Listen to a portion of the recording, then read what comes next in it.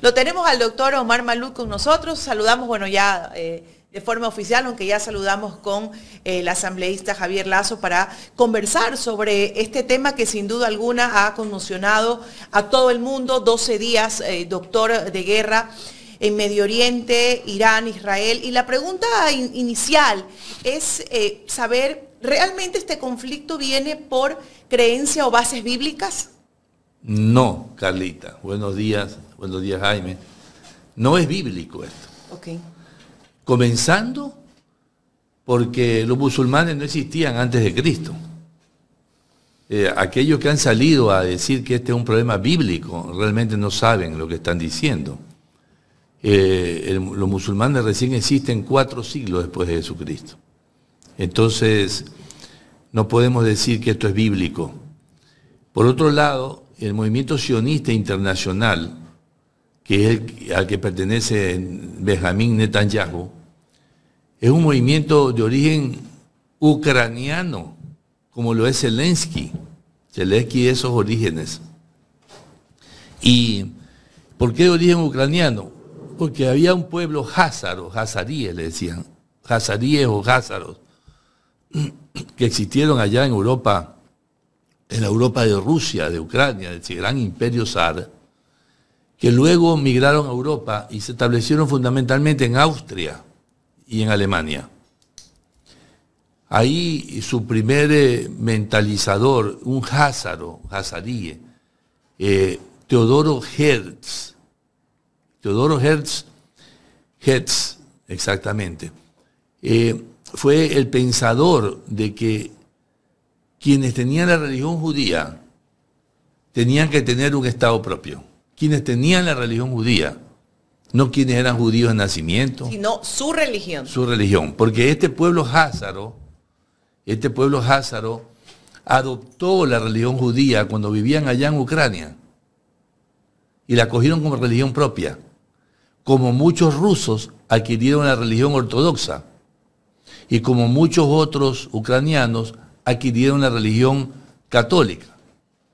Entonces, este grupo de hazaríes que vivían en Austria, este señor Teodoro Herz, sacó su primer libro que se llamó El Estado Judío.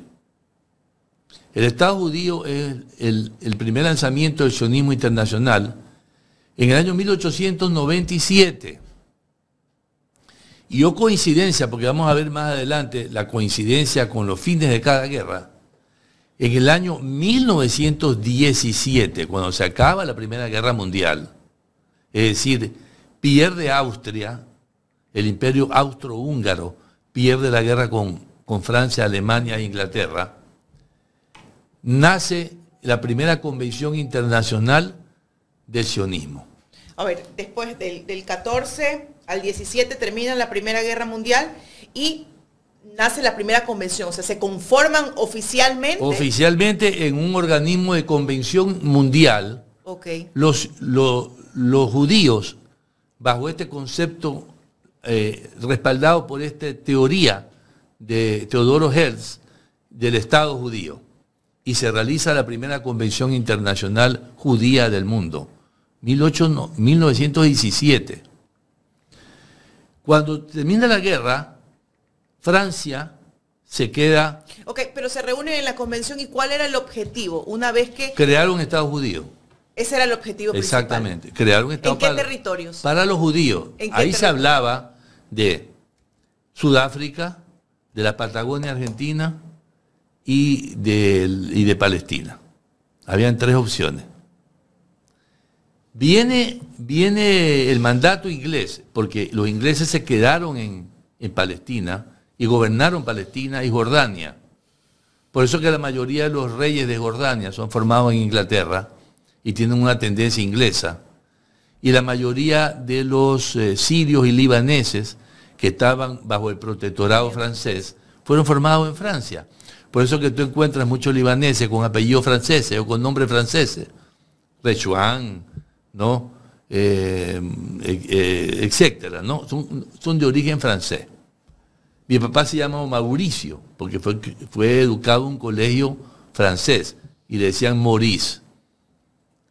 igual influencia tuvo el mandato inglés en Palestina. Claro que en esa Palestina vivían un 90% de palestinos árabes y un 10% de palestinos hebreos. Palestinos hebreos. O sea, de religión judía. Pasaron los años con el mandato inglés y el mandato inglés autorizó la migración de colonos a la tierra palestina, que estaba bajo el gobierno de ellos. Y estos colonos empezaron a llegar progresivamente con la declaración Balfour. ¿Qué fue la declaración Balfour? Fue una declaración inglesa del rey de Inglaterra, que declaró que a Palestina podían ir 70.000 colonos por año, hasta 70.000 colonos por año. Podían ir y ocupar sitios que no estén ocupados por los palestinos, para tener una mezcla árabe-palestina-hebrea en un Estado que no se había definido todavía que sea el Estado judío. Entonces, yo reconozco, yo le he dicho, yo soy de origen sirio, pero yo le he dicho a mis amigos... ¿Pero a cargo de quién estaban esas tierras en ese momento? De Inglaterra. Inglaterra gobernaba con el mandato inglés Palestina y Jordania. ¿Ya? Y creo que Arabia Saudita. Entonces, yo le he dicho a mis amigos palestinos, yo quisiera saber cuántos palestinos vendieron su tierra a los judíos. Quisiera saber nomás así como tener una estadística, digámoslo así. Porque es muy probable que muchos de ellos hayan comprado su propiedad. ¿Cómo la puede comprar un judío aquí en el Ecuador? O sea, aquí en el Ecuador pueden venir mañana ucranianos. Inversionistas. Y comprar tierras. Aquí había una ley que prohibía que la gente tenga tierras en la costa, que los peruanos, los extranjeros, compren tierras al pie del mar. Pero yo quisiera saber cuántos palestinos vendieron sus tierras y cuántos realmente, muchos colonos ocuparon. ¿Estos colonos llegaron de dónde? Con la declaración Balfour, que fue un mandato inglés, empezaron a llegar de Argentina y de Ucrania, y también de Austria, de Polonia, de todo lo que es Europa, la Europa házara. O sea, estos hazaríes que venían de Ucrania llegaron. En la declaración Balfour se les dio un 25% de cupo a los hazaríes. 25% de cupo. O sea, de los 70.000 que podían ingresar, 25% podían venir de allá. O sea, estamos hablando de apellidos como Hetz, como Jabotinsky, como Weizmann, ¿no? Apellidos que no son bíblicos, pues. Si tú me buscas esos apellidos en la Biblia, yo pues me voy a quedar extrañado porque no están.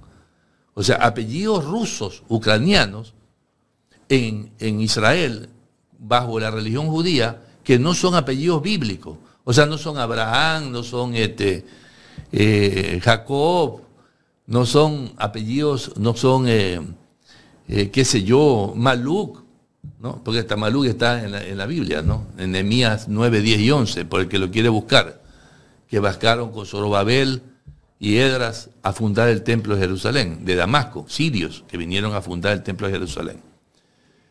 Pero no me voy a desviar del tema, voy a lo concreto.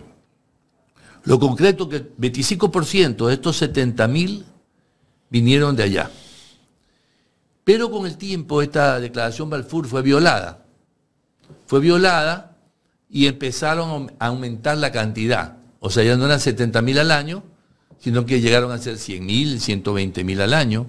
Y ese 25% de cupo que tenían los hazaríes, o sea, los europeos, los judíos europeos, judíos por religión, no por genética, no por raza, por religión, venían acá, empezaron a ser más del 25% y llegaron a tomar el poder.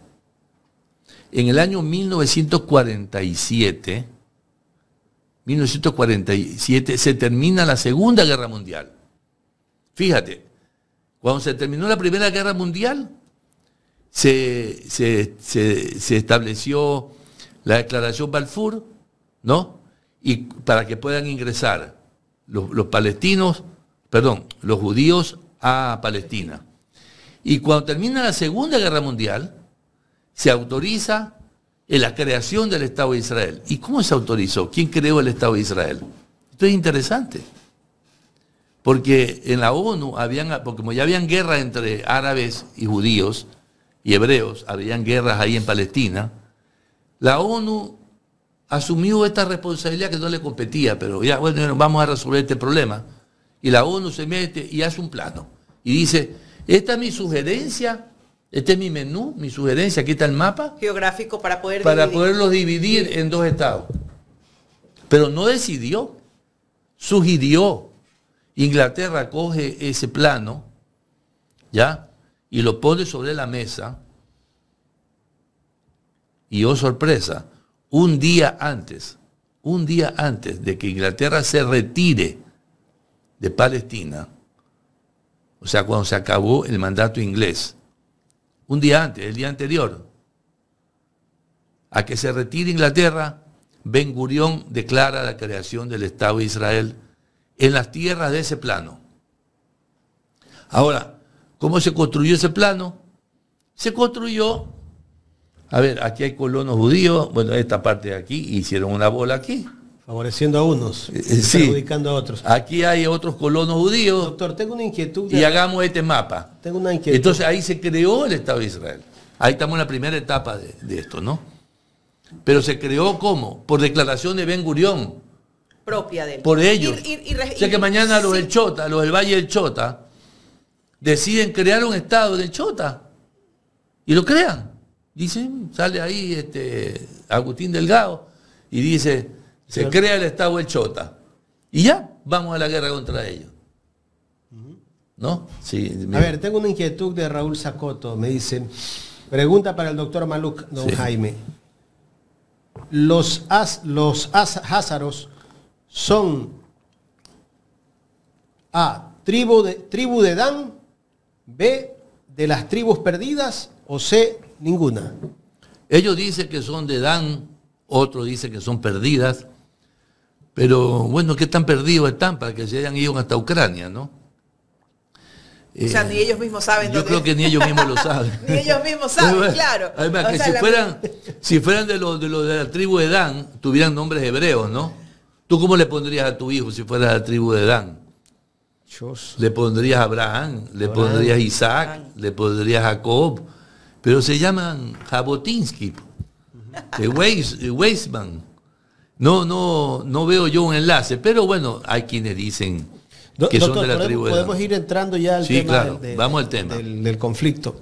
¿Por qué se da este conflicto? Primero agrede Israel a Irán esta vez, ¿no? En la guerra de los 12 días. Bueno, ¿a quiénes le dieron el Premio Nobel de la Paz? A Jimmy Carter, a Yasser Arafat y a Isaac Rabin.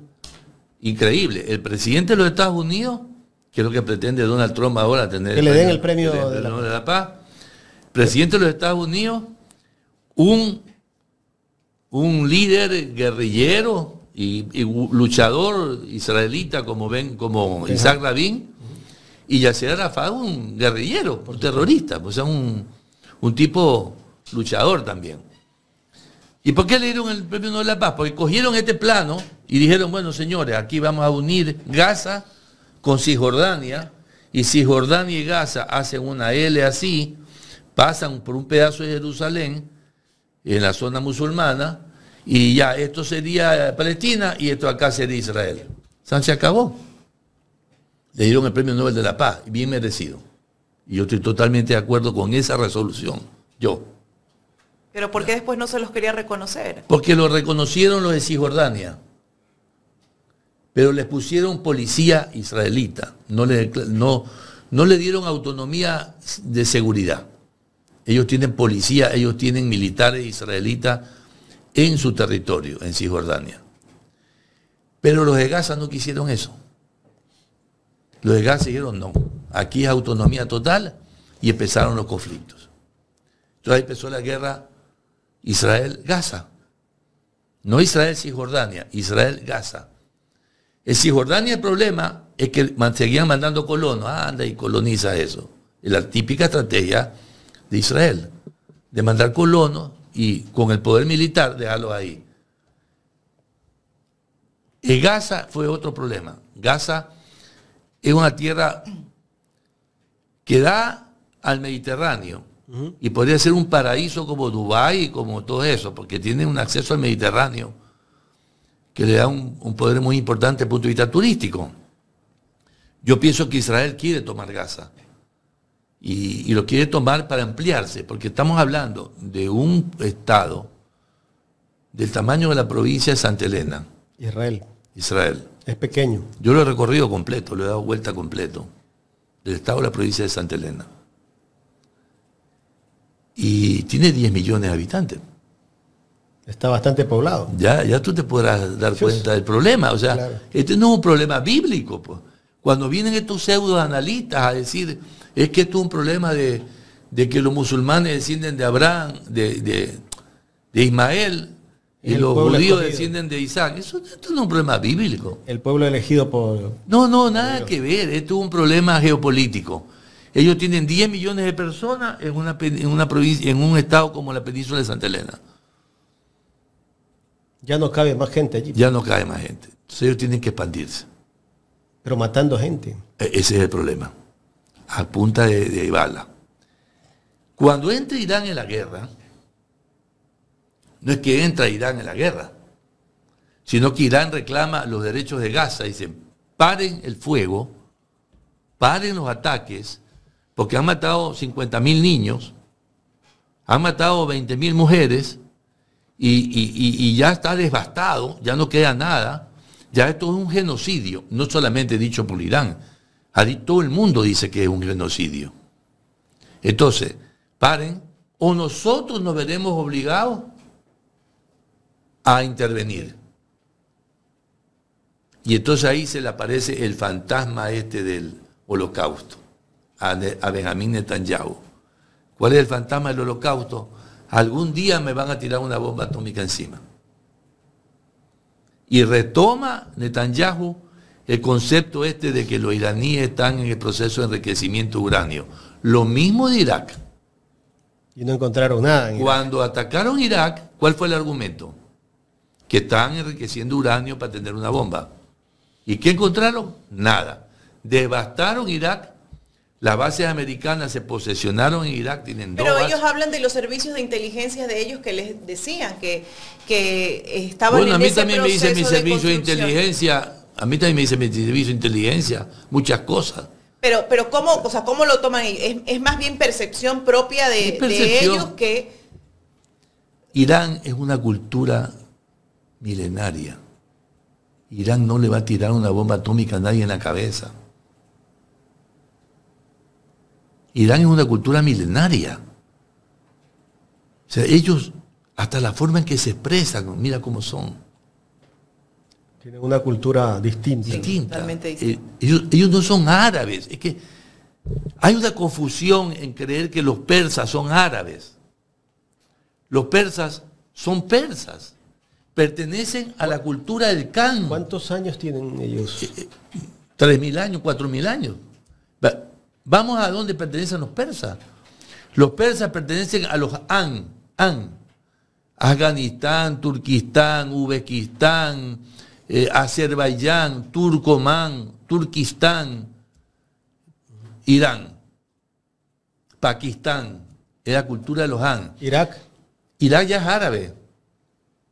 Y ayer celebró Irak el triunfo. Sí, pero son unos aliados circunstanciales, porque recuerda que tuvieron 8 años de guerra entre ellos. Claro. O sea, y Estados Unidos entró a destruir a Saddam Hussein con el apoyo de Irán.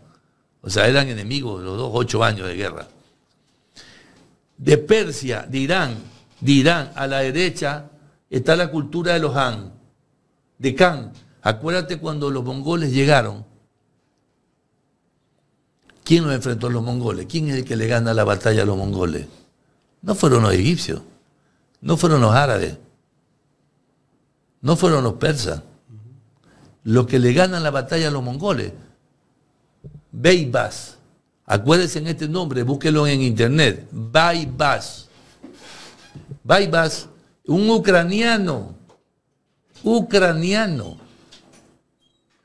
que defiende a Egipto y se convierte en sultán de Egipto cuando él era un esclavo mameluco. Él era un mameluco que lo trajeron a pelear en la fuerza de Egipto. Y él se convierte en sultán de Egipto y le gana la batalla a los mongoles. Y los persigue hasta exterminarlos. Entonces, hay que diferenciar bien entre los árabes y los persas. Tú no puedes pasar a la India si no pasas por Irán. Tú no puedes pasar a la China por tierra si no pasas por Irán. Porque Irán tiene al norte el mar Caspio y al sur el Golfo Pérsico. Entonces, tú no puedes decir que puedes pasar caminando a la India a través de Irán. Irán es una barrera geográfica. Por eso que geopolíticamente... ¿Tienen el estrecho de Hormuz? Tienen el estrecho de Hormuz, tienen el mar Caspio. ¿Y el mar Caspio con quién cree que los comunica? A ver si han visto bien el mapa, las personas que pueden acceder a internet en este momento y ver el mapa. ¿Cómo se comunica Irán? ¿Con quién se comunica a través del mar Caspio? Con Rusia. Es con Rusia. Rusia en el mar Caspio al norte y en el sur Irán. Está cerca. En el medio está Azerbaiyán y está Georgia. Está a 300 kilómetros, está Irán de Rusia. Pero en esta guerra, a muchos, los medios corporativos internacionales hacían creer que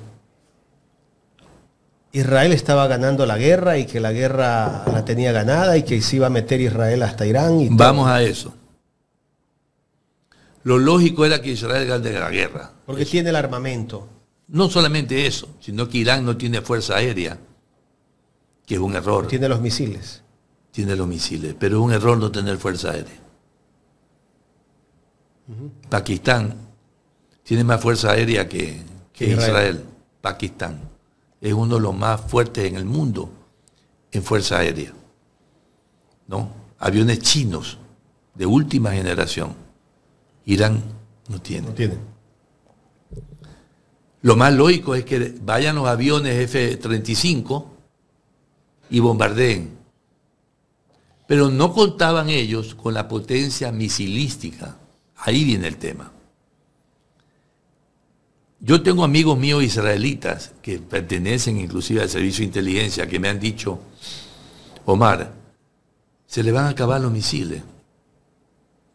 ¿A quién? ¿A Irán? A Irán. Tienen 1000.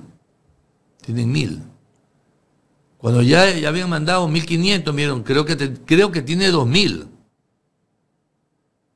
Bueno, pasaron los 2000. Yo les pregunto cuánto creen ustedes que tienen, porque realmente ya pasaron los 2000. Y comenzaron a sacar los más potentes, pues ya después. Claro, cada uno era más fuerte que el otro, hasta el último, Baikal.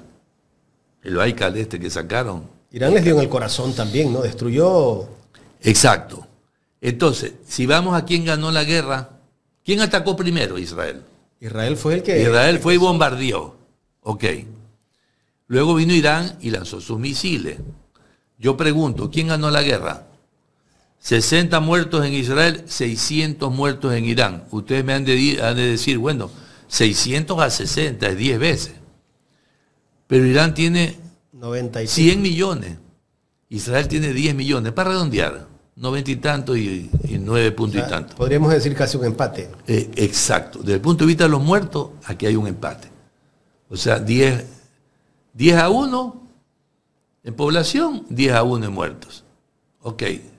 Pero no me gusta usar los muertos como ejemplo, ¿no? Como ejemplo. O sea, un mal ejemplo. Vamos a lo otro. Cuando Trump pide que paren el fuego, porque lo pidió Israel fue el primero en pedir que se pare la guerra. Israel le pide a Trump y Trump le pide a Irán. Ya vamos a analizar eso. Pero cuando Trump hace esto, ¿qué sucede? Que los iraquíes salieron con sus banderitas a celebrar y los israelitas están en pánico, huyendo de Israel. O sea, están estresados, en pánico, metidos en los refugios. Nunca pensaron que les podía caer una bomba en Tel Aviv. Bueno, le han caído 200. ¿Y el domo de hierro? El domo de hierro, que era infranqueable. Bueno, yo no voy a criticar al domo de hierro, te voy a decir una cosa. Llegó un momento que se volvió loco. Comenzó Sí. a Se mandar la bomba. recalentó, se recalentó. Mandó tantos misiles. Lo hackearon. No, se recalentó. Yo soy ingeniero mecánico, yo sé que eso puede pasar. Si se recalienta todo, ya se pierde la... Se recalentó, pero si tú logras parar 8 de 10 misiles, es bueno. Claro. No me vengan a mí a decir que el domo de hierro es un fracaso, porque el domo de hierro, También se gastó harto. a mi criterio, si paró 8 de cada 10 misiles, oye, es un éxito. Doctor, quisiera Porque son preguntarle... misiles que vuelan a 5, 6, 8, 10 veces la velocidad del sonido. O sea, más 10. Quisiera Sí. preguntarle cuál es su criterio sobre la posición de Donald Trump y qué papel ocupa en estos momentos el gobierno de Estados Unidos, ¿no? Porque si bien es cierto, se ha manifestado un cese al fuego, la paz, pero usted sabe que cuando hay estos conflictos queda latente, ¿no?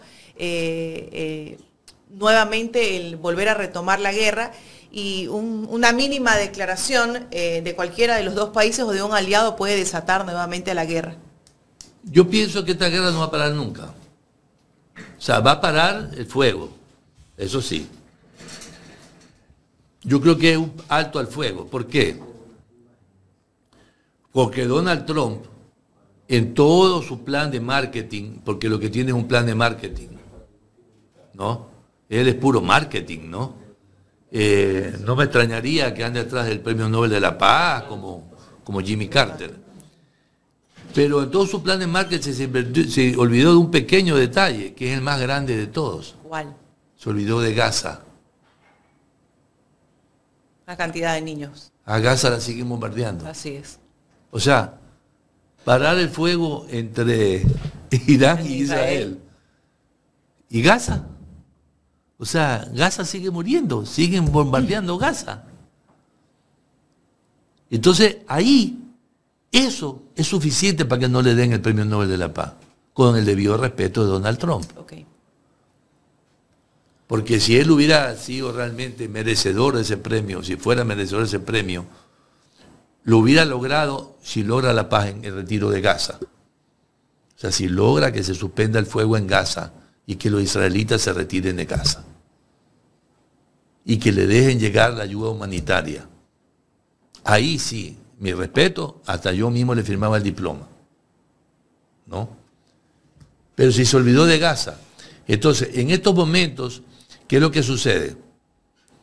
¿El fantasma de Netanyahu ha desaparecido? No ha desaparecido. Sigue latente. Netanyahu sigue en su mente, o sea, que le van a tirar una bomba atómica. A eso iba, o sea, cualquier expresión o declaración puede activar nuevamente el Ya lo estado dijo, de guerra. Ya lo dijo Irán. Irán dijo, nosotros no vamos a dejar de enriquecer uranio. Yo quisiera explicar este tema del uranio, porque hay mucha gente que no lo conoce y no sabe de qué estamos hablando. Si me dan tiempo, si hay tiempo. Cortito ahí No sé si hay tiempo para explicarlo el uranio o no. Algo. Si hay tiempo. Sí, sí. Allá. Entonces, mientras Irán diga, yo voy a mantener el enriquecimiento de uranio, Israel va a seguir pensando de Netanyahu en su mente que le van a tirar una bomba encima, algún día. Y eso le quita el sueño. Y eso los mantiene en un estado de alerta, donde cualquier declaración, cualquier chisme por ahí, lo va a activar y puede desatar nuevamente la guerra. Ahora, un saludo especial a Omar Novoa. Gracias por esas 20 membresías. Como siempre, conectada a la señora Ecuador en directo. Un saludo, por supuesto, también del doctor. Saludos, sí, saludos al tocayo. Entonces, a ver, los bombardeos de Estados Unidos, ¿no? A Fort Knox y a Natán y a Isfahan no han sido muy efectivos. Eso ya lo sabe el mundo. Ya se lo está diciendo hasta la CNN a Donald Trump. Donald Trump obviamente no está contento, no happy, dice él, no happy. Pero no está contento con esto que se lo digan, o sea, que le estén remarcando, claro. Oye, esa vaina tan enterita. Ese ya es un bichito que le queda a Netanyahu ahí. Tanto así que Netanyahu está habilitando sus sistemas de inteligencia para ver realmente cómo es que están esas. Porque días anteriores habían camiones sacando días anteriores al bombardeo de USA, estaban sacando mercadería, estaban sacando equipos.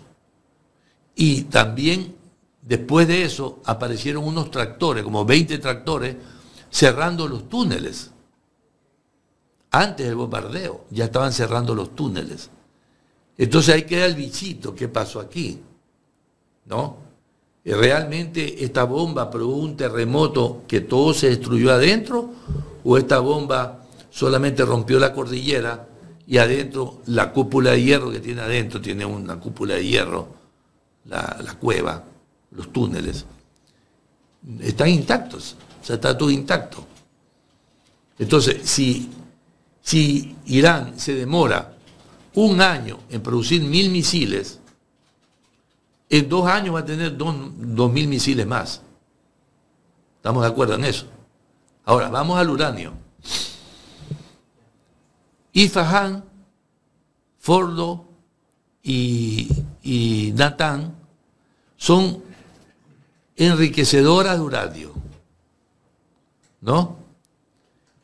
¿Y qué son las enriquecedoras de uranio? Son centrifugadoras. En este caso, Fordo tiene 6 enormes centrifugadoras que centrifugan el uranio 238 y el uranio natural, digamos, uranio natural que está en la Tierra, tiene uranio 238 y uranio 235. El uranio 238 sirve para reactores nucleares, pero no es fisible. No es fisible significa que no lo puedes partir por la mitad, el átomo. Okay. Al no poder partir por la mitad el átomo, no puedes producir una bomba atómica. El que es fisible, ¿no? O fisionable, sujeto de fisión, o sea, de división, ese se puede es el 235. Ahora, ¿qué porcentaje de 235 hay en el uranio que está en la Tierra? El 0,7%. Ahora, tú tienes que coger ese uranio de la Tierra, separar el 235 del 238. ¿Y cómo lo separa? ¿Cómo se separa todo? Con centrífugas.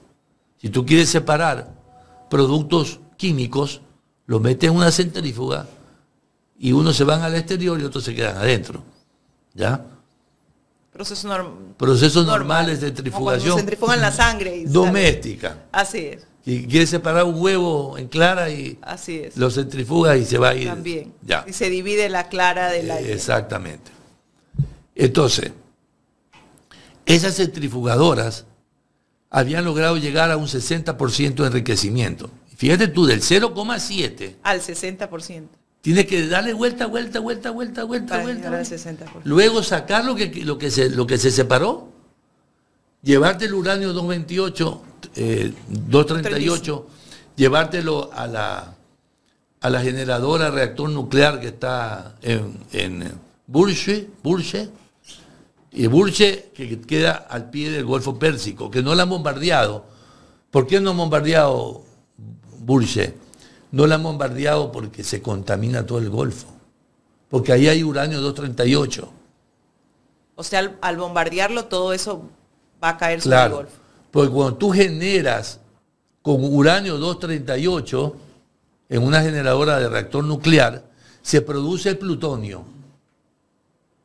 El plutonio se produce cuando tú quemas el uranio, o sea, usas el uranio 238 para producir energía nuclear, para producir energía, que esa es Burche.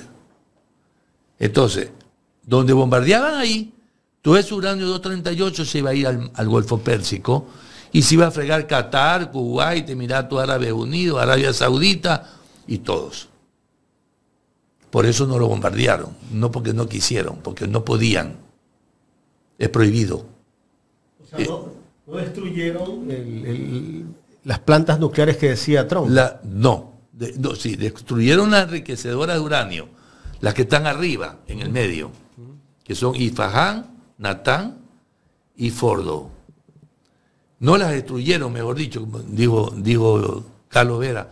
Las destruyeron, no las destruyeron. Yo le puse a Carlos Vera, ¿y tú sabes que las destruyeron? ¿Tú estuviste allá? No, pues él es experto en todo. Claro. Pero no las destruyeron, no están destruidas. No sabemos, mejor dicho. Se cree experto, Carlos. Se cree que las destruyeron, pero no sabemos si las destruyeron. Entonces, separemos esta planta que está en el Golfo Pérsico allá, que es una generadora, un reactor nuclear realmente, que usa uranio 238, de las que están acá, que son centrifugadoras, es decir, son enriquecedoras de uranio 235. O sea, solamente se utilizan para ese proceso de separación. Separación y por lo tanto enriquecimiento. Doctor. ¿Por qué? Porque produce más 235, metes masa, la conviertes en gas, la centrifuga y ahí saca 235 y 238. ¿Ya? Doctor, Trump es el que ordena bombardear estas plantas nucleares donde se estaba estableciendo plantas nucleares, pero ¿para qué? Para el tema de energía, no para otros. A ver, esto es muy importante aclararlo porque muchas personas no lo tienen claro.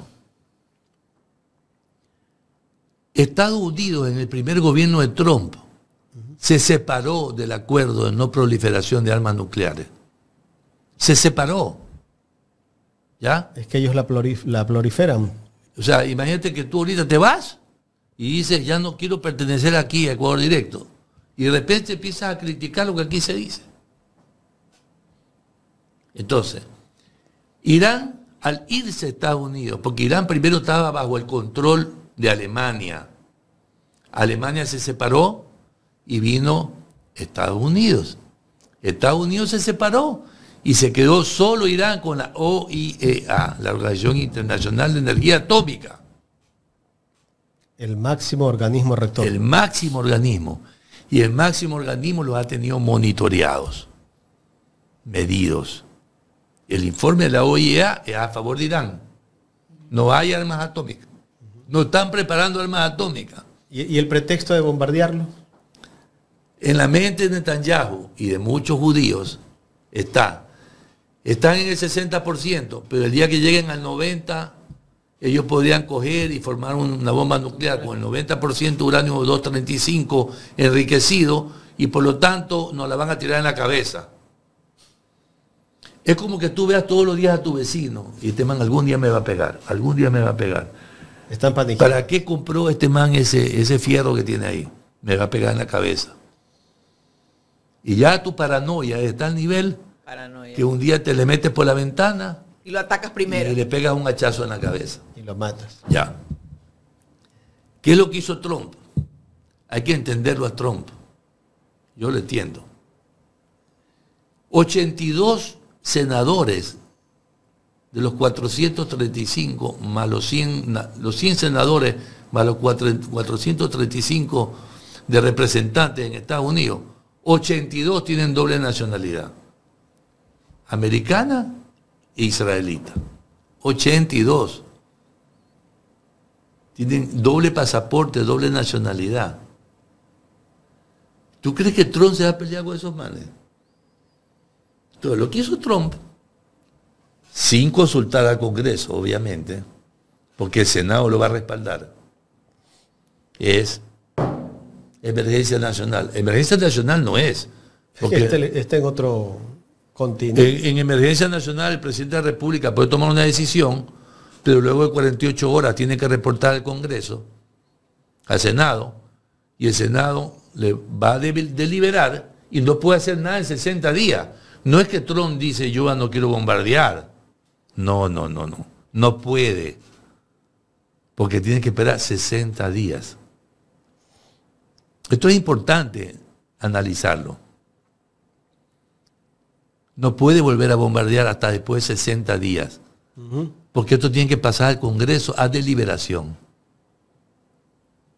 Como dice el chileno, ¿cachai, weón? ¿Cachai? O sea, cáchame el ojo. No puede él. Por eso es que él dice paz, porque ya no puede actuar. Por eso es que los barcos salieron, las naves regresaron a Estados Unidos. Pero ya hicieron el trabajo. Ya hicieron el trabajo. Pero yo pienso que fue un trabajo medio sucio. ¿Por qué? Porque si querían, en vez de tirarle 30.000 kilos, o sea, 30 toneladas de bomba, le metían 60. Y explotaban todo. O sea, tal vez fue... puede ser o un error de cálculo o diciendo, vamos a pegarle un estate quieto. Es como que tú veas, tú eres un gorilón, ¿no? Viene un gorilón así grandote, un gorilón, y ves pelear a dos flaquitos ahí.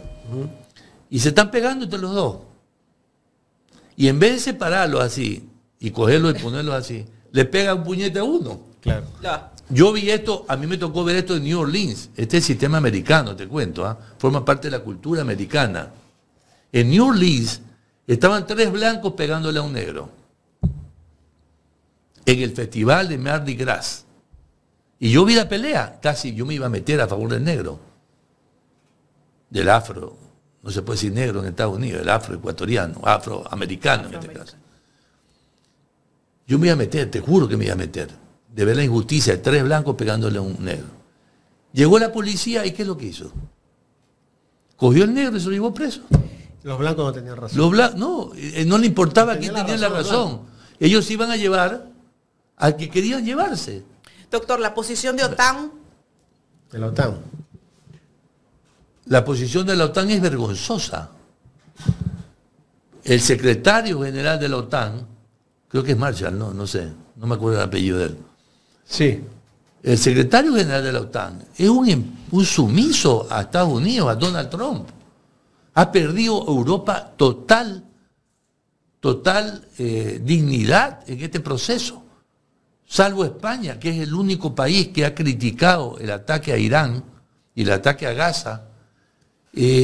Todos los demás países de la OTAN no se pronuncian ni sobre Gaza. Pero Europa tomó distancia, no se metió de lleno por ahí. Vergonzoso. Sí. Vergonzoso. Sí. Porque no es la Europa que todos los pro-europeos, como el caso mío, queremos ver. Queremos ver una Europa protagonista. No la ha sido en Ucrania, no la ha sido en la guerra de Irán con Israel, no la ha sido en el problema de Gaza.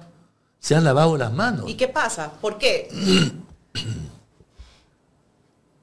Volvemos a lo mismo. De allá vienen. De allá vienen. Doctor, y después de que Trump ordena bombardear estas plantas nucleares, ahora están pidiendo que Trump sea el que se lleve el Premio Nobel de la Paz. ¿Cómo es que esto es medio incoherente? Pues no, alguien que va, bombardea, les dice siéntense, negocien, respeten. A ver, no es incoherente. Yo discrepo de eso. Yasser Arafat bombardeó, Isaac Rabin bombardeó y le dieron el Premio Nobel de la Paz. Eso no. Trump, a mi criterio. Pero también armada por ellos mismos, pues esa guerra. Sí, está bien. Porque yo no creo que Israel decidió por cuenta de ellos nada más ir a la guerra con Irán. Yo pienso que Trump sí ha tenido una buena vía diplomática con Irán. Le dijo, te metí estas bombas, pero te felicito porque eres un pueblo que me avisó. Fíjate tú, que la palabra... Irán le respondió a base... La palabra de Trump. Irán le respondió a las bases que tiene. Trump no avisó, Trump les mintió. En 2 semanas dijo. 2 semanas y a los 2 días le tiró la bomba. Sí. Pero los iraníes cuando bombardearon la base de Qatar, anunciaron, te vamos a bombardear ahí. Y le dio tiempo para que se vayan los aviones y para que se vayan los soldados. Irán es muy culto en esto, muy respetuoso, esto hay que reconocerlo. Y la estrategia de Irán es siempre avisar. Entonces, Trump le dijo, te agradezco, Irán, por haberme avisado. Lo dijo en su declaración. Agradezco, Irán, por haberme avisado. Si no hubo mayores daños, dijo. No hubo daños, me avisaron. Sacamos a la gente a tiempo. E incluso a Israel les dijo que, al pueblo de Israel le dijo, refúgiense. Refúgiense. Exactamente. Vamos a bombardear. Exactamente. Pero, si hubiera logrado la paz en Gaza, yo sí le daba el Premio Nobel de la Paz. Yo se lo firmaba. ¿Y usted cree que se vaya a dar esa paz? No. ¿Por qué? Es un problema de supervivencia del pueblo israelita tener esas tierras para expandirse. Porque ya, tú viste las fotos, pues. Son edificios que están ahí concentrados, bloques, como los bloques de la vivienda aquí. Pero hay unos sectores construyendo la vivienda. Hay unos sectores de no sé si Tel Aviv, en esta guerra que también se ven casi como lo de Gaza, ¿no? Pero pequeños nada más. Bueno, claro, sí. Irán les dio también. Irán les ha dado. Por eso te digo yo, a ver, el ganador de la guerra, desde el punto de vista emocional, psicológico, es Irán. Es Irán. Usted lo dijo la semana pasada. Sí, yo lo dije antes. Aquí va a ganar Irán psicológicamente. Y se dio lo que yo dije. ¿Por qué? Porque la cultura de ellos es para eso. No son perdedores. Israel pierde. ¿Por qué pierde Israel? Porque perdió la seguridad. Ya nadie confía en el domo de hierro. ¿Y qué turista quiere ir así a Israel? El turismo se le viene abajo. La gente se quiere salir. Hay 25.000 viajeros tratando de salir de allá. 25.000. ¿A dónde se van? ¿A la Patagonia? Ya Milei, que es origen hebreo, judío, ya le está dando tierra en la Patagonia para que colonicen. ¿No? Y ahora también la posición que queda a nivel internacional. Porque exactamente. Tuvo el rechazo de la mayoría de los países. Y es porque tiró la primera piedra. Claro. El asunto es que tiró la primera piedra. Es que va y te asesina a los altos oficiales de la fuerza revolucionaria, y eso ya es como quien dice, van a su casa y te golpean, tú tienes que responder, pues. Descabezó la cúpula militar de Irán. ¿Y usted cree que eso quede allí? No, eso no queda ahí. Esto va a Los iraníes van a seguir en cualquier momento. Esto va a resurgir en algún momento cuando Irán continúe con el enriquecimiento de uranio. Cuando Irán empiece a comprar aviones chinos o rusos, los S-55 creo que rusos, no sé, 45, S-45, Su-45.